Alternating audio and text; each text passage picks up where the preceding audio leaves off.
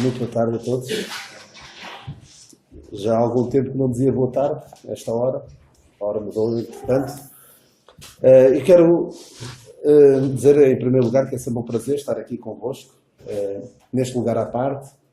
Esquecermos por um pouco das nossas preocupações, dos nossos afazeres e tratar dos assuntos que dizem respeito à nossa eternidade. Porque aqueles que são do Senhor sabem que têm toda a eternidade junto com o nosso Salvador, o Senhor Jesus Cristo. E devemos, enquanto aqui estamos, tratar desses assuntos, tal como o Senhor Jesus Cristo disse, quando os pais foram dar com ele junto aos doutores, como é que ele disse? Não sabeis que me convém tratar dos negócios do meu Pai? E é isso que nós estamos aqui também para tratar desses negócios, porque é realmente o que é relevante para a nossa vida neste mundo, mais do que todas as outras coisas que nós possamos julgar que são importantes. Porque a palavra de Deus, aquilo que ela tem para nós, as instruções que ela tem sobre como nos conduzirmos neste mundo, são mais importantes que nós temos.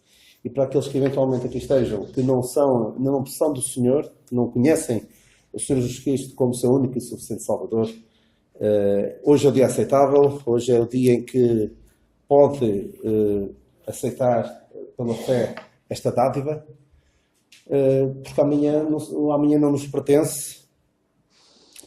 Alguém dizia que a palavra preferida do diabo não é pecado, não é inferno, é amanhã.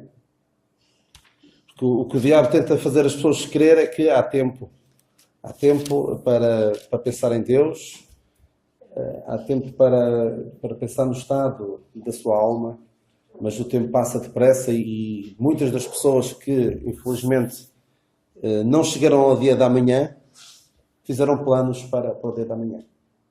Eu acho que, tirando aquelas pessoas que sabem que o seu tempo de partida está próximo, creio que todos os que aqui estão já fizeram planos, já estão a pensar o que é que vão fazer amanhã. Se vão para a escola, se vão para o trabalho, ou são para os dois sítios, como é o meu caso, se vou para a escola e para o trabalho, ou fazer alguma coisa em casa. E infelizmente muitas pessoas que fazem estes planos não irão chegar ao dia da manhã. E nós não sabemos quando é que é o dia da nossa partida, por isso devemos estar prontos para partir. E aqueles que não conhecem o Senhor Jesus Cristo como seu único e suficiente Salvador, mesmo que pensem que estão prontos, não estão verdadeiramente prontos para esta partida. Eu quero falar-vos hoje, não vamos abrir a Bíblia ainda, mas quero falar-vos hoje de uma história que provavelmente nenhum de vocês tem assim uma familiaridade particular. E vou fazer uma pergunta a ver se alguém me sabe responder corretamente. Quando lemos o livro de Juízes, e vai ser em Juízes, mas sem ir à Bíblia para já, qual é a história bíblica que, em termos cronológicos, não sei, mas pelo menos seguindo os capítulos conforme eles estão na Bíblia, qual é a história que vem a seguir à história de Sansão? Alguns de vocês já estiveram na escola dominical há várias décadas, talvez já nem se lembrem, mas nós aprendíamos Moisés, Josué, depois era Gideão, e a seguir a Sansão. Ninguém sabe? Não? Quem é que vem a seguir a Sansão? Então, vamos lá ver na Bíblia, Juízes 17. Juízes 17. Eu esperava que alguém me dissesse Ruth. Normalmente, quando se dá as histórias da Bíblia, por ordem cronológica, principalmente aquelas Bíblias que alguns terão Bíblias para crianças, tem a história de Sansão e a seguir vem a história de Ruth. Mas há aqui uma história muito curiosa e sobre a qual nós podemos tirar grandes lições, que é Juízes 17 e também Juízes 18. Numa só mensagem de pouco mais de meia hora não dá para falar do capítulo 17 e do capítulo 18, por isso vamos ficar hoje no capítulo 17, que tem muitas lições que nós podemos tirar. Então, a história de quem? A história sagrada de Sansão, qual é? Podem dizer? Não, Juízes 17, Juízes 17. Eu disse Juízes 17. É a história de Mica. Alguns têm aí o título Mica e o ídolo da sua casa, não é? Tem esse título? Alguém tem um título diferente? Os títulos não são inspirados. Meu Deus, santuário de mim. Como? Santuário de mim. Tem alguma coisa diferente? Não. Eu depois vou ler-vos outro título que vi noutra versão da Bíblia. Claro que estes títulos, convém que percebam que estes títulos não são inspirados, são aqui apenas para nos dar algumas indicações, para nós nos situarmos minimamente no relato bíblico. Então, vamos ler aqui os primeiros 6 versículos e depois iremos ler o resto. Então, lemos assim, Juízes 17. E havia um homem da montanha de Efraim, cujo nome era Mica, o qual disse à sua mãe, as 1100 moedas de prata te foram tiradas, por cuja causa deitavas maldições, e também as disseste em meus ouvidos, eis que esse dinheiro eu tenho, eu o tomei. Então disse sua mãe, bendito seja meu filho do Senhor. Assim restituiu as 1100 moedas de prata à sua mãe.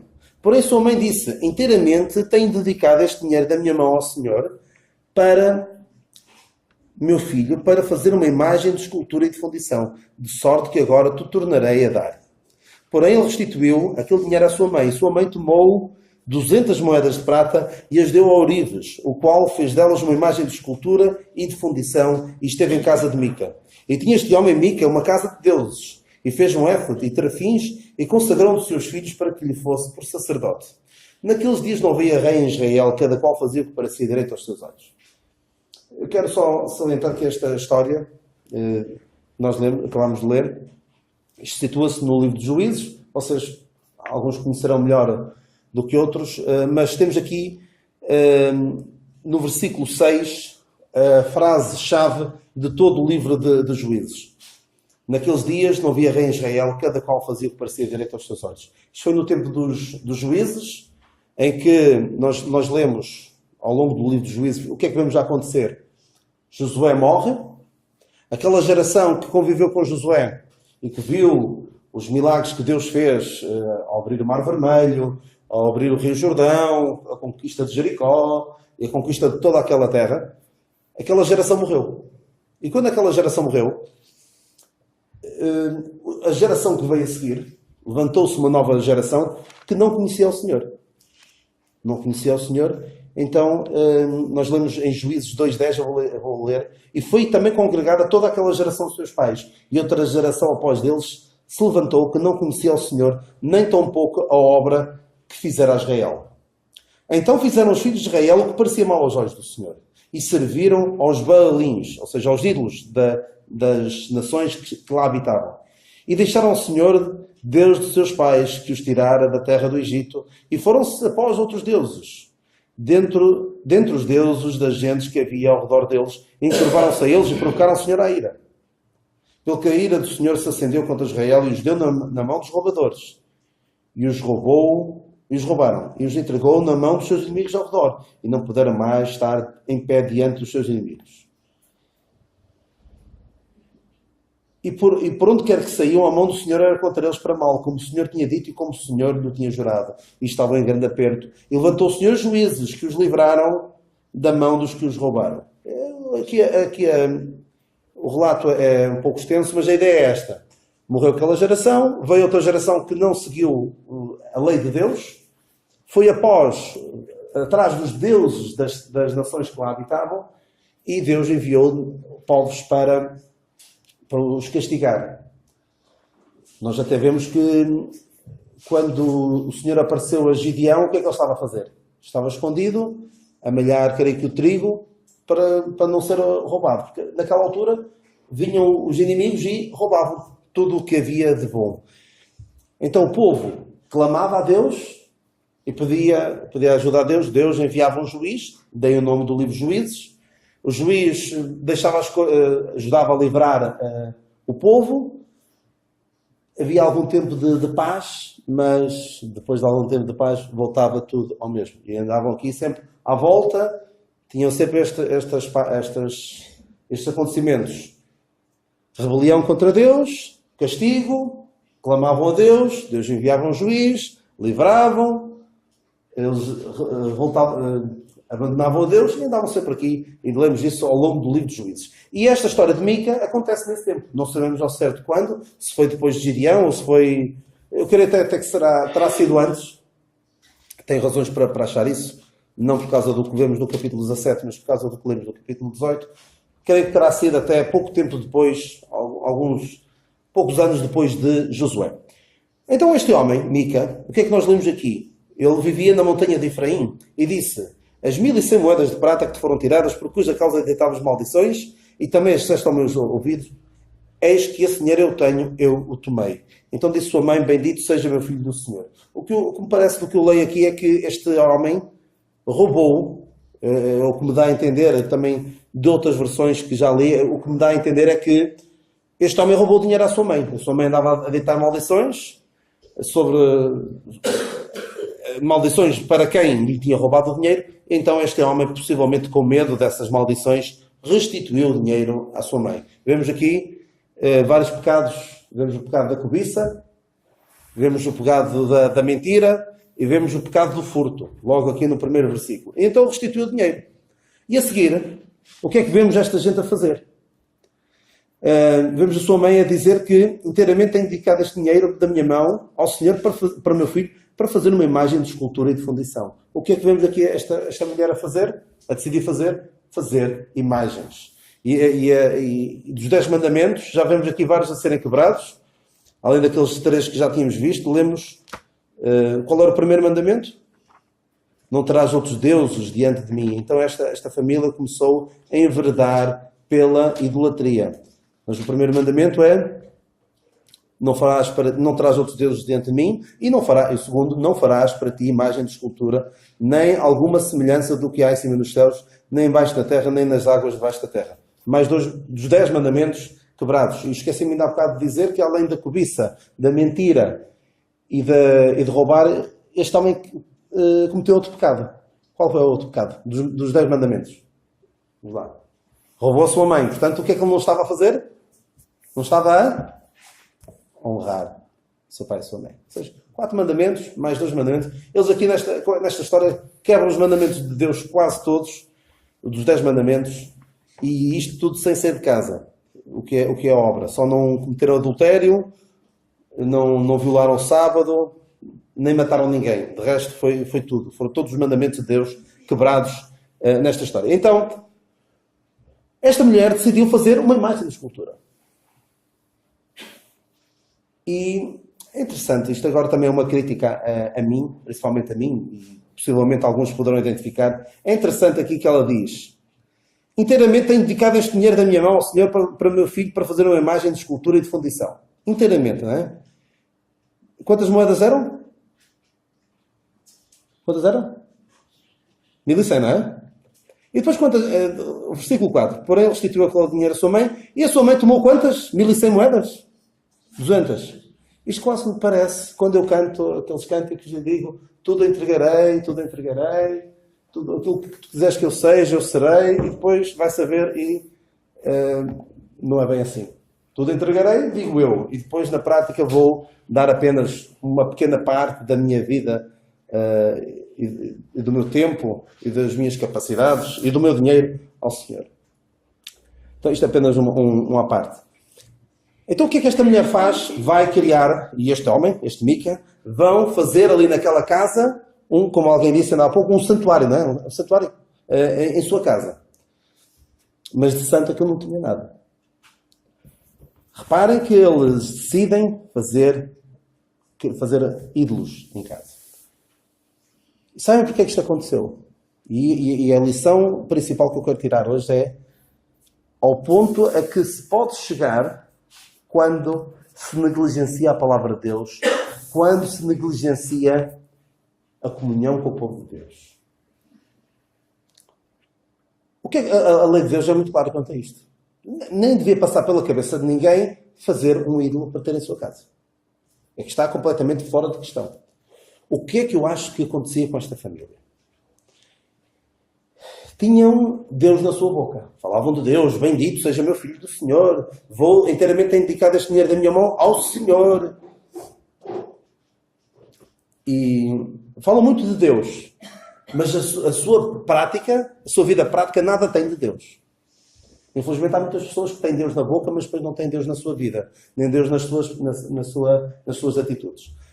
O que é que eu creio que aconteceu com esta família? Esta família não tinha o hábito que havia nas pessoas tementes a Deus de todos os anos irem ao lugar onde estava o tabernáculo de Deus. Vocês provavelmente lembram-se bem da história de Elcana, o pai de Samuel, que todos os anos ia a Siló, onde estava o tabernáculo, onde estava o sacerdote Eli, e temos aquela história de Ana que não tinha filhos, e depois ora a Deus para lhe dar um filho. O Eli pensa que ela estava embriagada. Conhecem bem essa história. Mas todos os anos, aquela família ia estar com o povo de Deus e iam. E o que é que era lá feito? Era lida a lei de Deus. Ou seja, eles sabiam o que é que a lei de Deus dizia. A lei ali era toda lida de uma ponta à outra. Todos os anos eles reforçavam o conhecimento que tinham das leis de Deus. Eu creio que esta família não fazia isso há muito tempo. Provavelmente há várias gerações que não havia este hábito de estar com o povo de Deus, de estar onde Deus tinha determinado que o povo se juntasse, de estar com o povo de Deus e de estudar a palavra de Deus. E quando isto acontece na vida de alguém, gradualmente vai deixando de estar com o povo de Deus, vai deixando de estar com a palavra de Deus, ler, meditar e aplicar à sua vida, pode dar nisto ou pode dar pior. Viram? Ele chegou à idolatria. Porquê? Porque não deixou que fosse a palavra de Deus influenciar a sua vida, mas fosse os costumes da terra. Porque o que era costume naquelas terras, antes da nação de Israel chegar lá, o que era? Eram os ídolos. Era adorar aquelas imagens, adorar a Baal, chegavam até ao ponto de sacrificar os próprios filhos a Moloque, um outro deus. O livro de Levítico fala-nos disso. Que não haja entre vós quem faça passar da sua semente, ou seja, dos seus filhos, a Moloque. E havia esses hábitos. Mas nada disso vem de Deus. Nada disto que aqui lemos vem de Deus. Fazer ídolos para ter em sua casa não vem de Deus. Muito pelo contrário.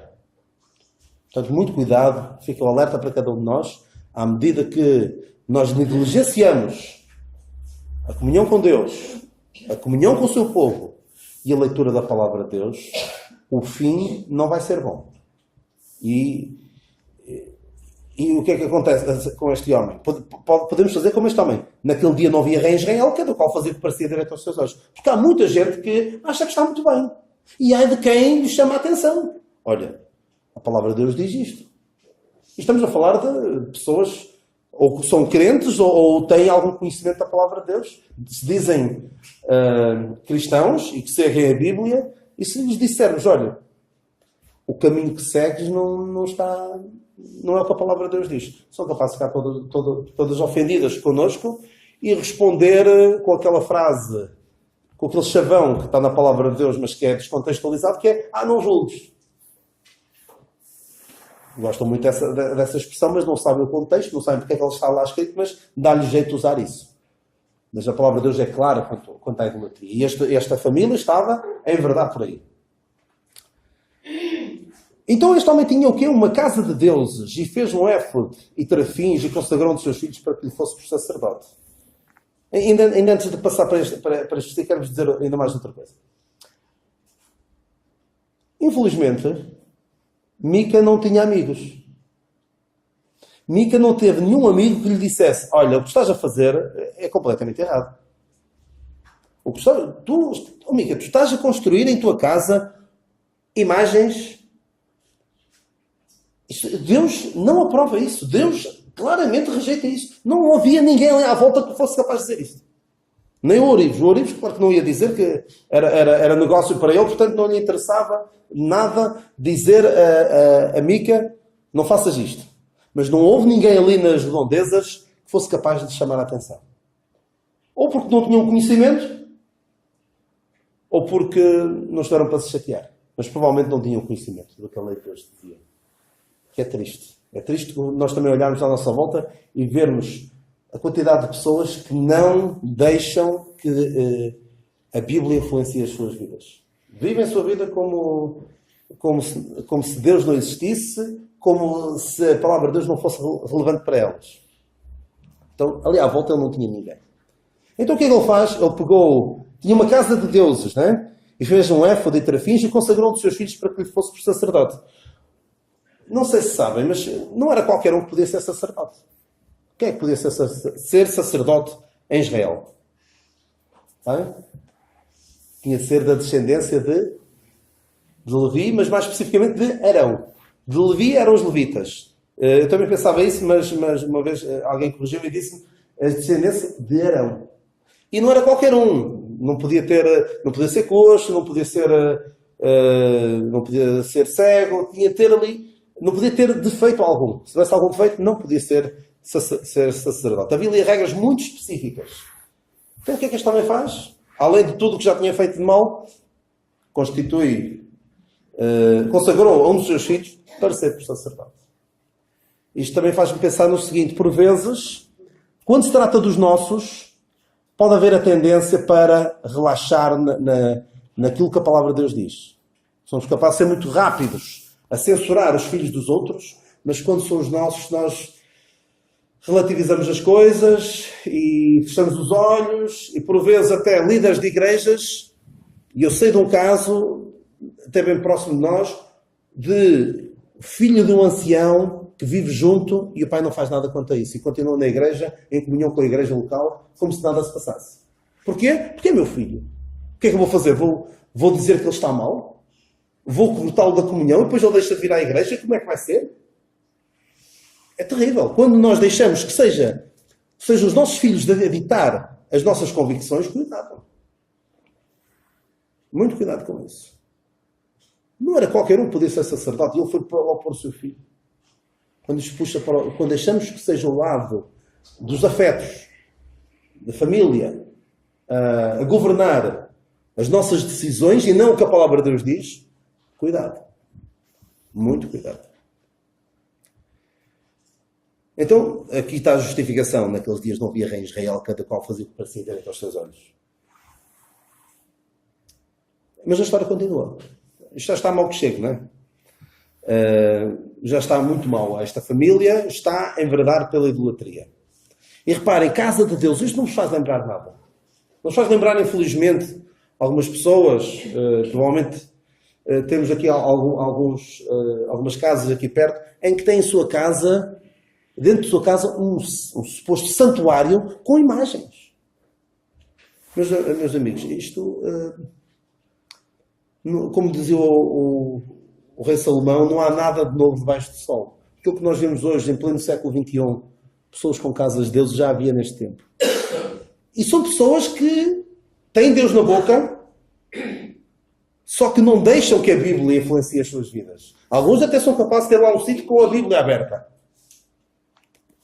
Mas não deixam que a Bíblia mude as suas vidas. E se alguém lhes disser, claro, também não é chegar lá e dizer, olha, são os bonecos, tira isto aqui, isto é idolatria.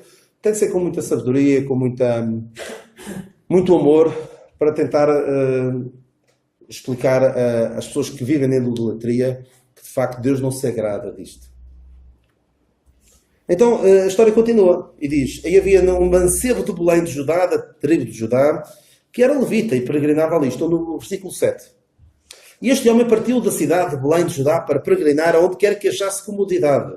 E chegando ele depois à montanha de Efraim, até à casa de Mica, seguindo o seu caminho, disse-lhe Mica, de onde vens? E ele lhe disse, sou levita de Belém de Judá, e vou peregrinar onde quer que achar comodidade. Então lhe disse Mica, fica comigo e sempre por pai e sacerdote, e cada ano te darei 10 moedas de prata e vestuário e o teu sustento. E o levita entrou, e consentiu o levita em ficar com aquele homem. E este mancebo lhe foi como um dos seus filhos. E consagrou Mica ao levita, e aquele mancebo lhe foi por sacerdote e esteve em casa de Mica. Então disse Mica, agora sei que o Senhor me fará bem, por quanto tenho um levita por sacerdote. Só para verem ao estado que ele chegou. Estava a fazer tudo mal, do princípio ao fim. E dizia, agora sei que o Senhor me fará bem, por quanto tenho um levita por sacerdote. Nós já vamos ver que até isto estava errado. Mas muitas pessoas que não conhecem Deus, verdadeiramente, que não conhecem a sua palavra, que não deixam que outras pessoas os ensinem, os exortem naquilo que a palavra de Deus diz, são capazes de achar que estão muito bem e estão a fazer tudo mal. Vou fazer tudo mal do princípio ao fim. A sua vida, aos olhos de Deus, estão em completa rebeldia.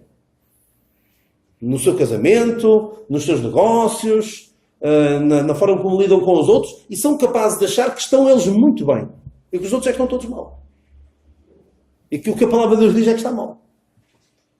Porque, infelizmente, algumas pessoas, quando são confrontadas com o que a palavra de Deus diz, e a palavra de Deus mostra o que está certo e o que está errado, ficam todas ofendidas. E não gostam. Porque a palavra de Deus funciona um pouco como um microscópio. Quando nós... eu posso... Por exemplo, eu acho que as minhas mãos estão limpas. Estão limpas, depois vou cumprimentar-vos. Estão limpas, um pouco transpiradas, talvez. Mas se eu puser a minha mão debaixo do microscópio, eu vou ver lá a sujidade que eu até vou ficar apavorado. Porque aquilo amplia. Aquilo mostra o que de facto está na minha mão. E se calhar vou ficar... afinal, a minha mão não está suja. E quando alguém examina a sua vida à luz da palavra de Deus, vai ver... E deixar verdadeiramente ela falar, a palavra de Deus falar à sua vida, ela vai perceber, há aqui muita coisa que eu estou mal na minha vida. Mas qual é a atitude de alguns? É o equivalente a partir do microscópio. Parte do microscópio e já não há sujidade nenhuma na minha mão. Ou seja, rejeito a Bíblia e já não tenho problemas nenhuns de consciência. Isso é terrível. E estas pessoas acham que estão muito bem na sua vida. Acham que estão a fazer tudo bem. E estão a fazer tudo mal. E vamos ver como este homem de facto está a fazer tudo mal. Então nós vemos aqui no versículo 7, o mancebo de Belém de Judá, que era levita e peregrinava ali. Este homem partiu da cidade de Belém para peregrinar onde quer que achasse comodidade.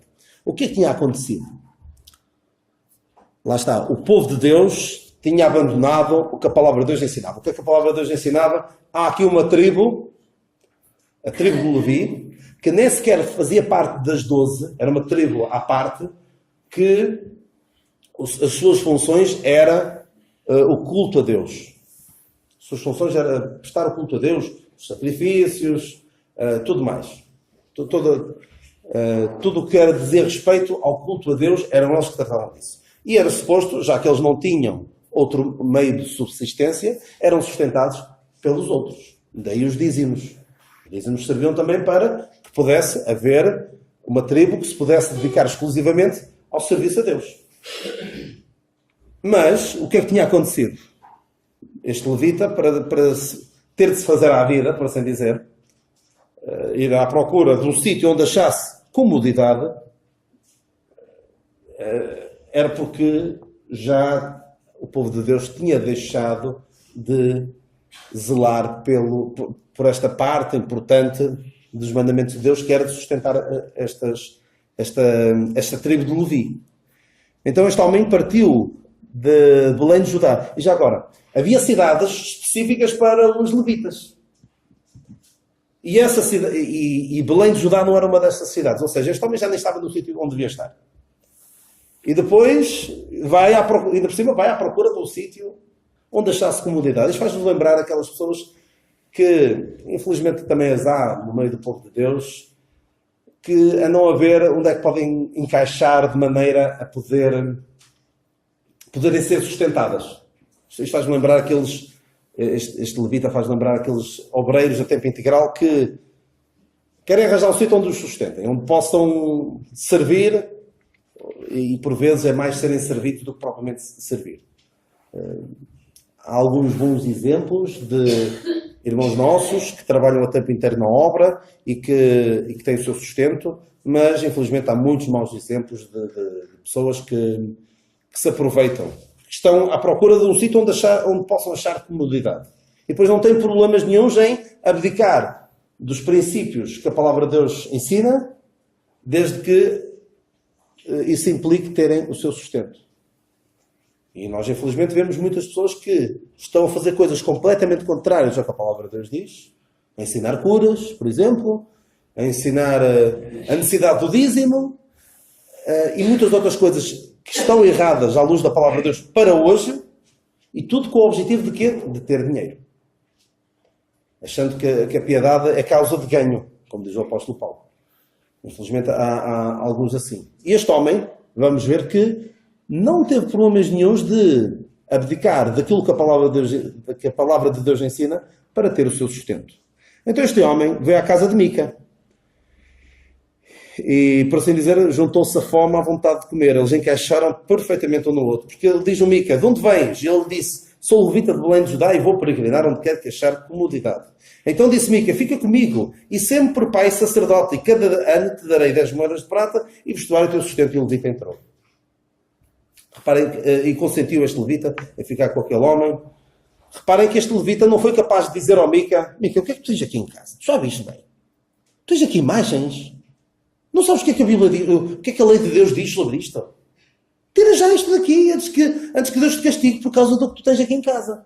O levita não foi capaz de lhe dizer.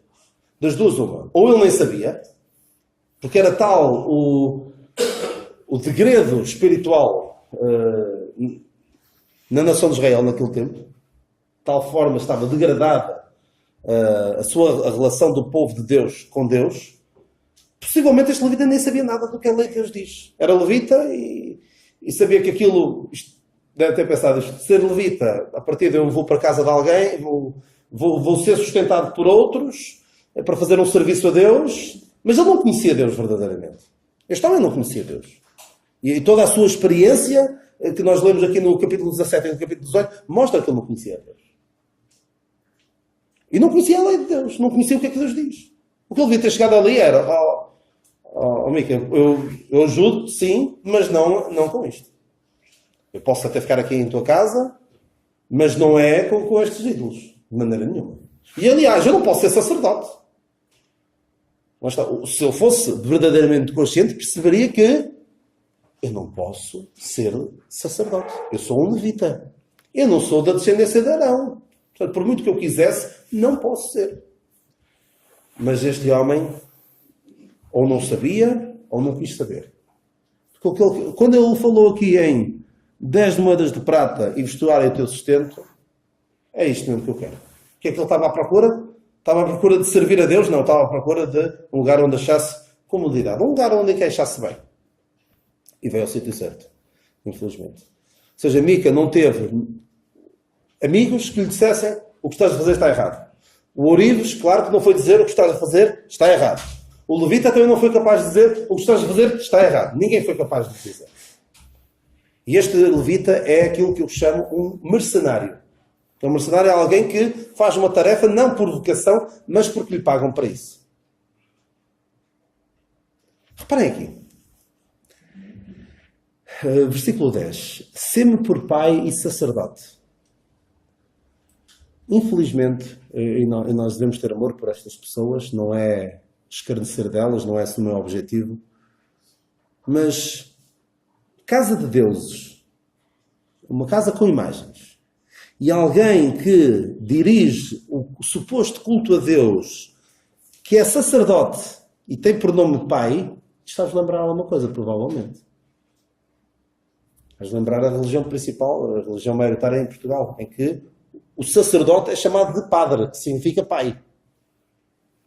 Uma vez mais digo, não há nada de novo debaixo do sol. Eu creio que está aqui, em Juízes 17, bem exemplificado, como é que o culto, o suposto culto católico surgiu. Quem conhece um pouquinho melhor sabe que há muito do que há no catolicismo tem um pouco de cristianismo, judaísmo e muito paganismo. Porque o Constantino quis juntar, unificar o império debaixo de uma só religião, então teve de haver ali algumas cedências para que os pagãos passassem a adorar também a mesma religião, passassem a ter a mesma religião. Infelizmente, vemos aqui as origens disso. Sempre por pai sacerdote. E este homem chegou ao fim a pensar que estava a fazer tudo bem. Agora sei que o Senhor me fará bem, por quando tenho um levita por sacerdote.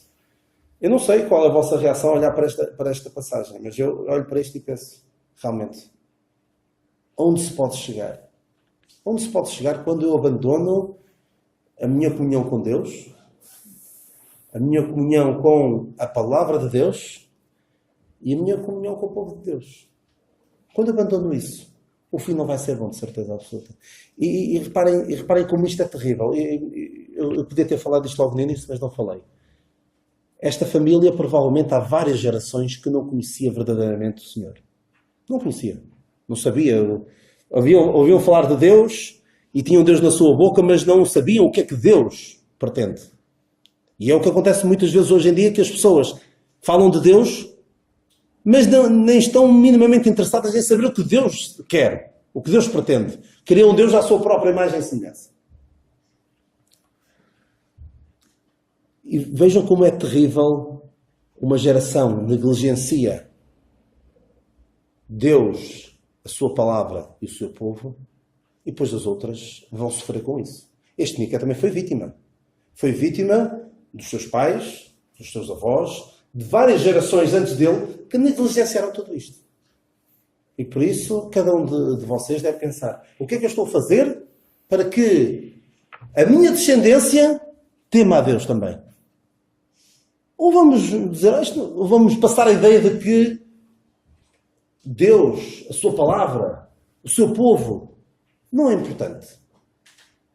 Que imagem é que nós estamos a passar? Este homem realmente fez coisas terríveis porque abandonou Deus. Numa versão, eu tinha dito, estou quase a terminar, peço desculpa, mas tenho de dizer só mais duas coisas. Numa versão que eu tenho da palavra de Deus, aqui onde diz Mica e o ídolo da sua casa, o título é Mica cria a sua própria religião. E Mica criou de facto a sua própria religião. Pegou em algo que parecia o culto a Deus e pôs coisas de que ele gostava. Foi buscar as imagens, foi buscar um sacerdote, ou seja, aquilo é uma religião feita à sua própria medida. E muita gente hoje em dia tem uma fé eu costumo chamar, acho que vocês vão perceber, é uma fé buffet. Buffet, uma pessoa vai a um restaurante e tem lá um buffet, ou seja, posso ir, tira isto, tira aquilo que eu quero, aquilo que eu gosto. Gosto daquela comida, tiro um bocado, tiro da outra e crio o meu próprio prato personalizado. E muita gente hoje em dia cria a sua própria religião. Pega naquilo que gosta e tira aquilo que não gosta e pensa que está muito bem. Pensa que, tal como este Mica, agora sei que o Senhor me fará bem. Porquê? Porque naqueles dias não havia rei em Israel, cada qual fazia parecer reto, direito aos seus olhos. Tenho dito várias vezes que no mundo não há 1000 religiões, não há 1 milhão de religiões. Há cerca de 7 mil milhões de religiões. Porque para cada pessoa que rejeita o que a palavra de Deus diz, ela cria a sua própria religião. Ela cria a sua própria religião em que ela é Deus, ela própria é Deus, e a sua opinião são as suas escrituras. Ou seja, regem-se não segundo o que a palavra de Deus diz, mas segundo a sua opinião. É tal fé buffet. É tenebroso. Eu olho para isto e penso, realmente, olha por ti mesmo, Daniel, para que tu não chegues a uma situação como esta. Mas agora, estou mesmo a terminar. Eu tenho aqui uma outra Bíblia, que comprei já, talvez há alguns 20 anos, e eu andei à procura de várias versões, para ter uma ideia do que... Há aqui algumas pessoas um pouco mais difíceis de perceber, principalmente no hebraico, às vezes a tradução não é muito fácil. Então fui ver noutra versão. Encontrei uma Bíblia que eu acabei por nem ler a versão, mas porque li aqui umas notas de rodapé em baixo, que eu achei bastante interessante. E gostava de ver o que é que acham disto. Já vão perceber porque é que eu estou a ler isto. Então, no capítulo 17 e depois no capítulo 18, a história continua, porque este levita depois abandona o Mica e vai com uma tribo inteira. Lá está, o mercenário. Então lemos assim. O comentário de alguém que editou esta Bíblia e depois algumas notas, diz assim: estes capítulos, o 17 e 18, conservando narrativas antigas, procuram dar um panorama de como o culto a Jeová se desenvolveu na época de Israel, antes da monarquia. Aqui fala em Jeová, mas não pensa que é das testemunhas de Jeová. Jeová é o nome de Deus, no Velho Testamento. Em épocas mais remotas, o culto era feito em família. E o pai era o sacerdote ou alguém nomeado por ele. Na falta do pai, a mãe tomava a iniciativa de estabelecer o culto. Depois, essa atividade sacerdotal começou a ser realizada pelos levitas itinerantes, que moravam junto de uma família e exerciam o cargo a troco do próprio sustento. Mais tarde, estes levitas também serviram como foco de união cultural de uma tribo, de toda uma tribo. Não havia ainda nenhum santuário central para todas as tribos. A única coisa que se procurava preservar, através dessa religiosidade popular, era a adoração a Jeová, o Deus do Êxodo. Eu leio isto e penso assim, quem escreveu isto não percebeu a história. Aqui diz, olha, era assim que se fazia, as pessoas tinham uns santuários em casa, e depois havia um levita que passava ali e ficava a ser sacerdote. Como é que é possível uma pessoa ler esta passagem e pensar, olha que giro, era assim que se fazia, muito bem, era o culto a Jeová? Isto é idolatria, meus irmãos. Não tem aqui nada de Deus. E alguém, numa Bíblia católica, tem isto. Claro, porquê? Que é o que eles fazem. Claro que não iam criticar o Mica por fazer isto. Mas o Mica está a enverdar pela idolatria. Claramente. E depois diz que não havia um lugar central para o culto a Deus. Então é só avançar um bocadinho e chegar aqui a primeiro livro de Samuel 1 e ler a história de Samuel. E todos os dias iam ao primeiro livro de Samuel 1:3. E subia, pois, este homem, o Elcana, de ano a ano, a adorar e sacrificar ao Senhor dos Exércitos em Siló. Era nesta altura. Realmente, o desconhecimento da palavra de Deus. O querer sobrepor as nossas opiniões, as nossas práticas ao que a palavra de Deus diz, dá nisto. Dá no que Mica fez. Dá no que algumas pessoas puseram na palavra de Deus. Maculando a palavra de Deus. E cuidado. Se nós enverdamos no pecado, não necessariamente no de Mica, não necessariamente na idolatria, se bem que a idolatria não é só adorar imagens, pode ser adorar outra coisa qualquer, pôr qualquer outra coisa no lugar de Deus.